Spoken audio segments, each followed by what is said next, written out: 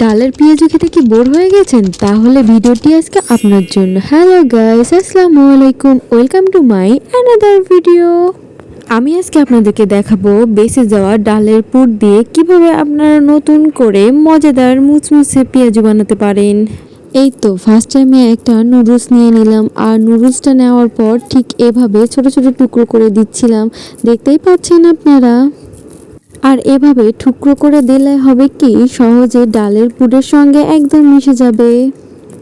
আর আগে থেকে আমি ডালের পুরে কিন্তু সব কিছু দিয়ে দিছি, এখানে এক্সট্রা করে একটা ডিম দিয়ে দিলাম, আর তারপর সামান্য কিছু লবণও অ্যাড করে দিলাম, আর নুডলসের সঙ্গে থাকা মশলাটাও দিয়ে দিলাম। তাহলে কিন্তু অনেক স্বাদ হবে। আপনারাও সেম এইভাবে করে নেবেন। আর নেওয়ার পর সবগুলো সুন্দরভাবে মিক্সড করে নেবেন। এই তো আমি সুন্দরভাবে মিক্সড করে নিচ্ছি। আর একটা কথা, আপনারা চাইলে কিন্তু আগে থেকে নুডলসটা সিদ্ধ করে দিতে পারেন, এটা আপনাদের ইচ্ছা। আমার মনে হয়েছে যে কাঁচাই দিলেই ভালো হবে, তো আমি এটা কাঁচাই দিয়েছি। এরপর চলে গেলাম পেঁয়াজগুলো ভাজতে। আর দেখতেই পাচ্ছেন আপনারা, আমি সুন্দরভাবে তেলটা গরম করে নিয়ে এই তো পেঁয়াজগুলো ভাজতে দিয়ে দিলাম।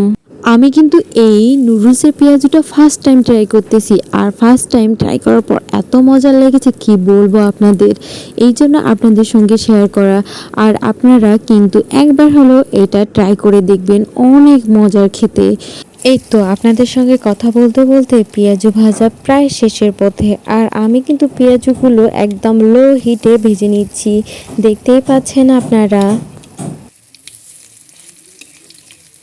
বিকালের নাস্তায় এরকম ভাজা পোড়া খেতে কার না ভালো লাগে, আর যদি হয় পছন্দের কোনো ভাজা পোড়া তাহলে তো কথাই নেই, বাসার সবাই চেটেপুটে খাবে।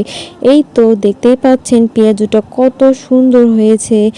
আমার ভিডিওটি কেমন লেগেছে কমেন্ট করতে কিন্তু ভুলবেন না। আজকের মতো এখানে, আল্লাহ হাফেজ, আসসালামু আলাইকুম।